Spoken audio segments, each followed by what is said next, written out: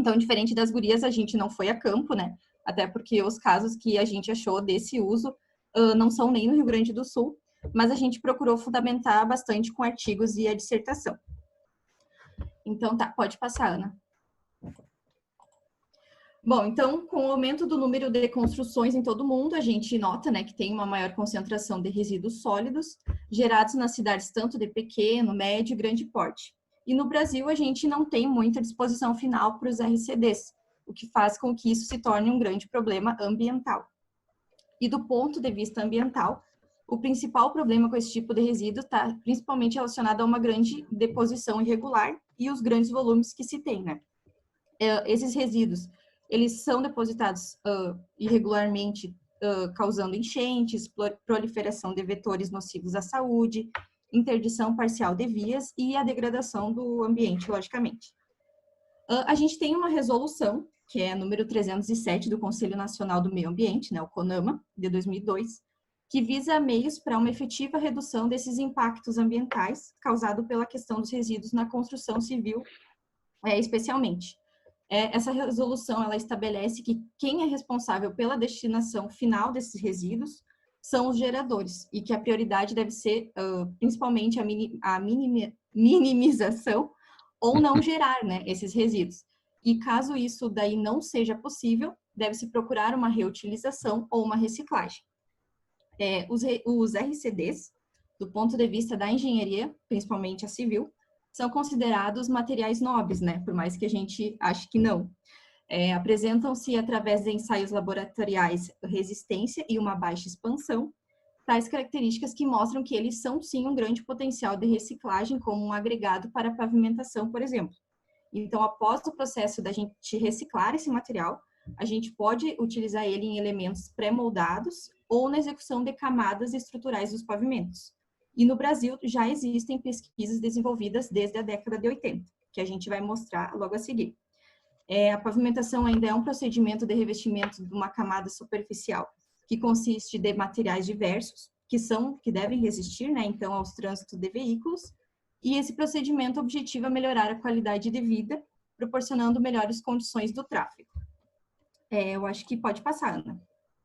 Então, eu vou falar rapidinho só das camadas, né, do pavimento, porque a gente vai ver qual a melhor classe do resíduo que a gente tiver, depois que a gente fazer a reciclagem, para utilizar e em qual camada que a gente pode utilizar.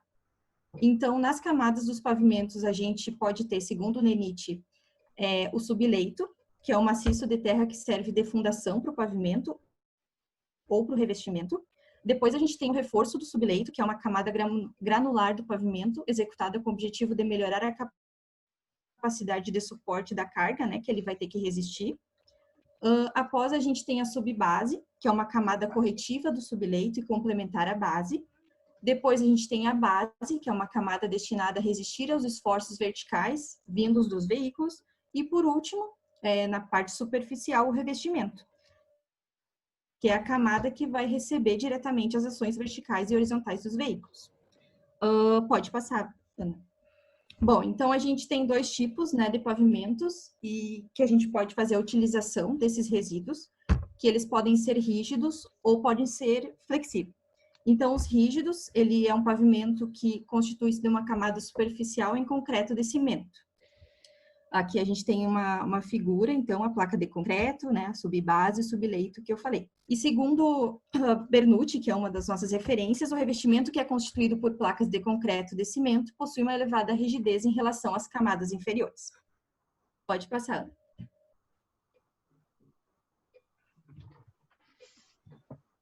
É esse daí que a gente ia passar. É esse aí, tá. Então, os flexíveis, ele é um elemento constituído por um revestimento asfáltico diferente do rígido, né? Então, ele está sobre uma camada de base granular ou sobre uma camada de base de solo estabilizado. Aqui a gente também tem a figura dele também. Pode passar.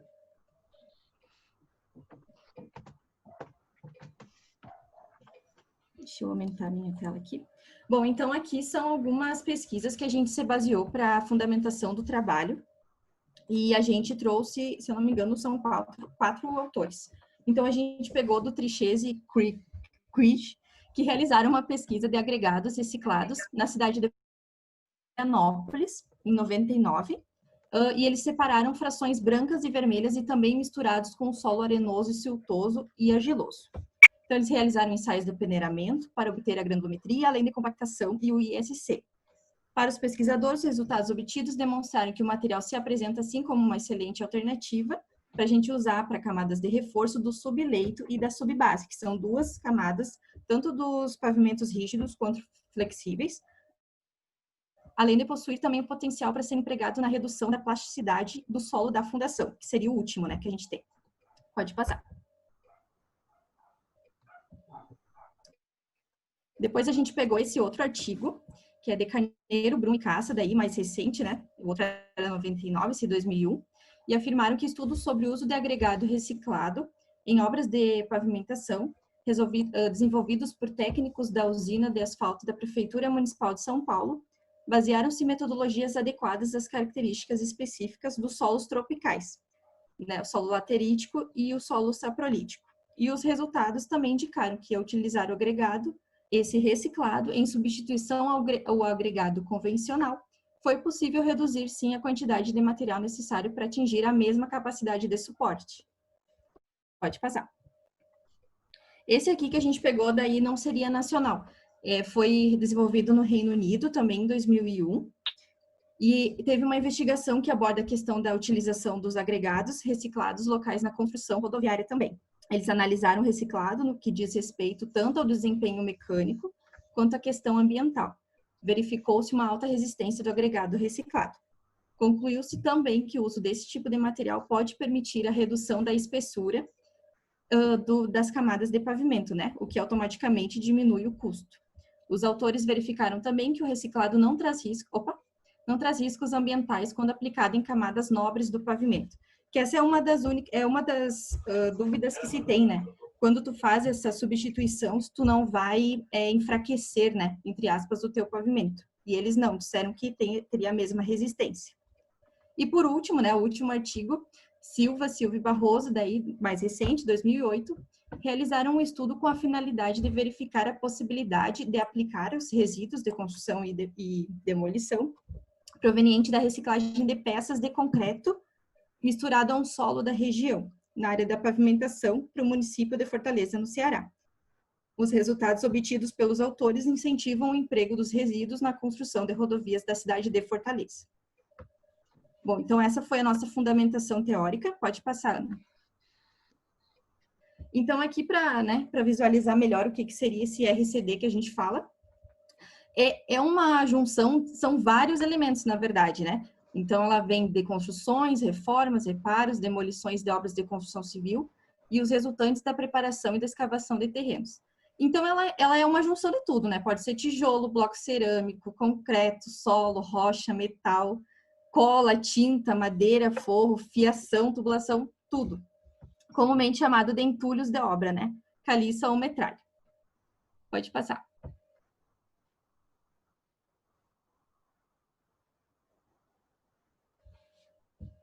Aqui a gente tem uma tabela que mostra a quantidade, né, de resíduos que a gente tem. Essa pesquisa eles compararam 2017 e 2018. Então, segundo a Brelp, em 2019, ela é bem recente essa pesquisa, os serviços de limpeza... Conheço, é confiável. Desculpa, falei, eu pensei em voz alta. Capaz, professor. Os serviços de limpeza dos municípios coletaram em 2018 122.012 toneladas desse tipo de resíduo por dia. A queda registrada em todas as regiões foi mais acentuada no Centro-Oeste, justamente onde o volume por habitante é maior. Esses dados referem-se à quantidade coletada por município. Como nessa área o responsável por recolher os resíduos é o gestor da obra, os números aqui apresentados refletem, em sua maioria, apenas aquilo que foi abandonado em vias e logradouros públicos. Então, ali em 2017, a gente tinha 123.421 toneladas por dia. E em 2018, reduziu-se um pouco, né? 122.012 por dia. Pode passar. Agora é com a Ana. Bom, então, para a reciclagem desses RCDs é a possibilidade mais viável, né? E o primeiro passo, então, é a retirada dos componentes como ferro, madeira, plástico e papel, que eles são reciclados para outros fins. E também o que demanda uma cautela maior, que é o gesso, né, que também pode ter outra destinação. E após essa primeira separação, então eles são submetidos à britagem. E após a britagem, eles são separados conforme a sua granulometria. Então, eles são classificados de acordo com a resolução do CONAMA, no número 307, como classe A, que são os resíduos reutilizáveis ou recicláveis, como agregados, como da construção, demolição, enfim, vários componentes. Como classe B, que são os resíduos recicláveis para outra destinação, como plástico, papel, papelão, como eu tinha falado antes, e os da classe C, que são os resíduos que não foram desenvolvidos tecnologias ou aplicações que sejam economicamente viáveis para reciclar ou recuperar. E o de classe D, que são os resíduos perigosos, como tintas, solventes, óleos, e aqueles que podem ser prejudiciais à saúde.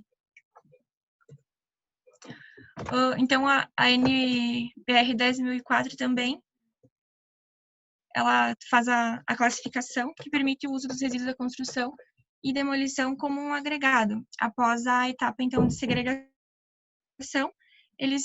os quais eles devem ser da classe A. E também a resolução CONAMA 307, ela afirma que os planos de gerenciamento de resíduos da construção civil, eles devem atender às etapas de caracterização, que é onde o gerador deve identificar e quantificar os resíduos, a triagem, que ela deve ser feita preferencialmente pelo gerador na origem, ou ser realizada nas áreas de destinação licenciadas para essa finalidade.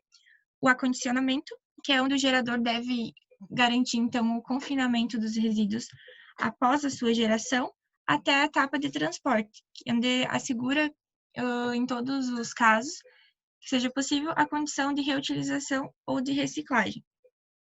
O transporte também, que deve ser realizado conforme as etapas anteriores e de acordo com as normas técnicas que são vigentes para o transporte desses resíduos. Então, a destinação, que ela deve ser prevista de acordo com o estabelecido na resolução 307. Então, o pavimento com o agregado reciclado. Então, segundo o Bernoussi, os agregados, eles são classificados em 3 grandes grupos, que é segundo a sua natureza, o tamanho e a distribuição dos grãos. E quanto à natureza, então, eles podem ser classificados como natural, que é quando são obtidos através dos processos de desmonte, escavações, ou drenagem, enfim, como os pedregulhos, as britas, os seixos, são agregados naturais.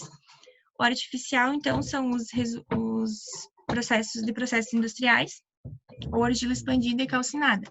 Na pavimentação, o agregado artificial, então, mais usado é o da escória de alto forno, que é proveniente do processo da produção do aço. E o reciclado são os agregados oriundos do reuso de diversos materiais.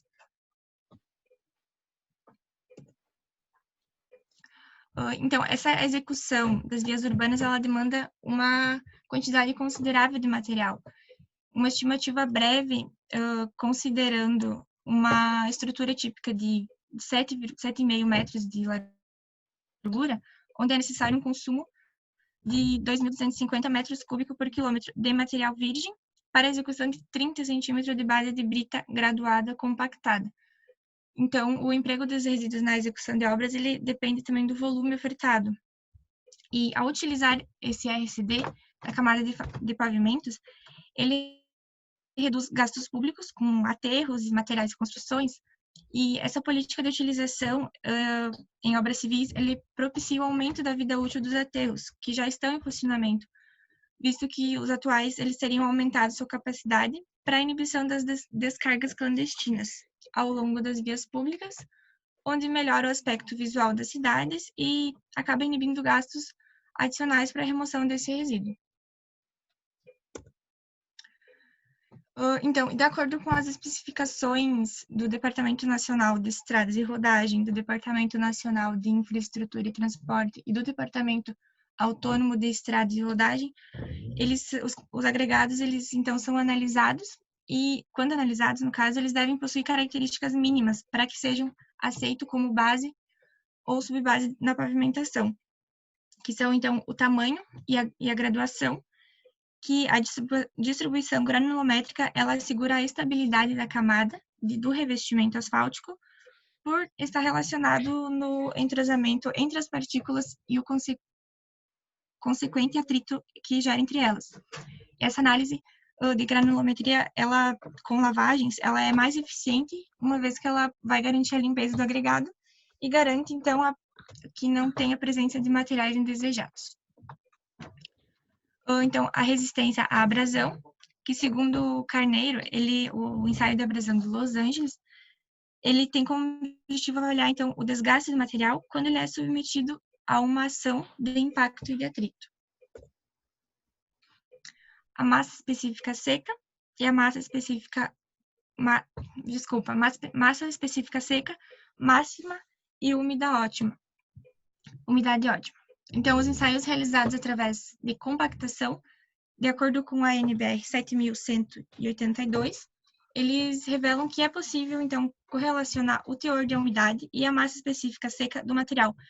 Então, essa relação ela é obtida se aumentar o teor de umidade do material para cada estado de compactação.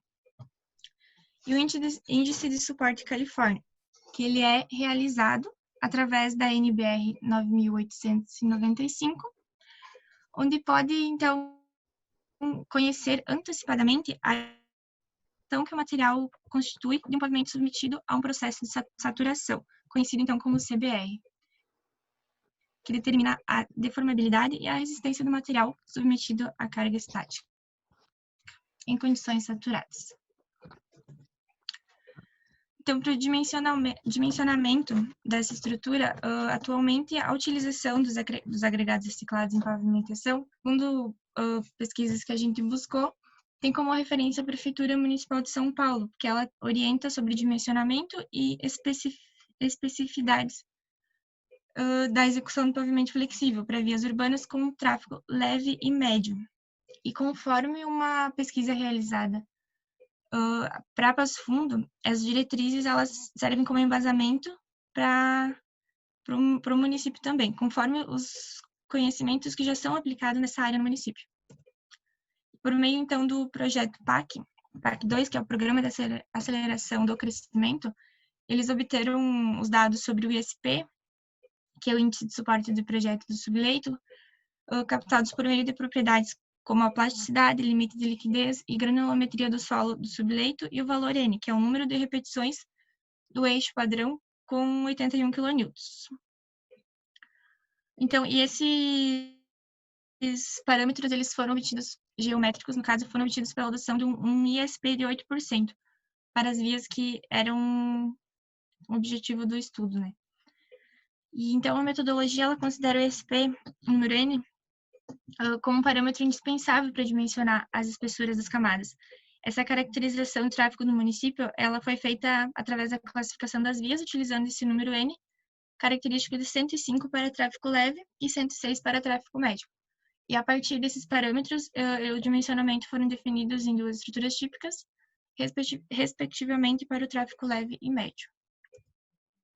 Então, aqui a gente trouxe um esquema, que são para as camadas, né? Então, para o tráfego médio, a subbase com RCD, ela encontra-se com 26,4 centímetros. E já para pavimentos com tráfego leve, essa subbase fica em 12,5 centímetros. Então, conforme o que a gente foi apresentado, a gente concluiu que é necessário um gerenciamento de resíduos sólidos na construção civil, de forma que ela siga as diretrizes das normas específicas para cada tipo de resíduo, para que haja a reciclagem e a reutilização correta. E o CONAMA tem um papel muito importante para que eles sejam gerenciados de forma correta, de acordo com a sua classificação e tal. E as cidades brasileiras ainda encontram muitas dificuldades em realizar um descarte correto dos resíduos e sua aplicação desses resíduos em pavimentos, especificamente em vias de tráfego leve. Ela se apresenta como uma alternativa vantajosa, sustentavelmente e economicamente. E a aplicabilidade da utilização desses agregados insere tanto na camada de base quanto de subbase, que ela deve ser estimulada por meio de planos de gerenciamento dos municípios, que é um método com menor custo de execução, além de abranger uma grande extensão do pavimento e uma alternativa da utilização do agregado reciclado. Ela apresenta uma boa condição técnica para que seja utilizado. Então,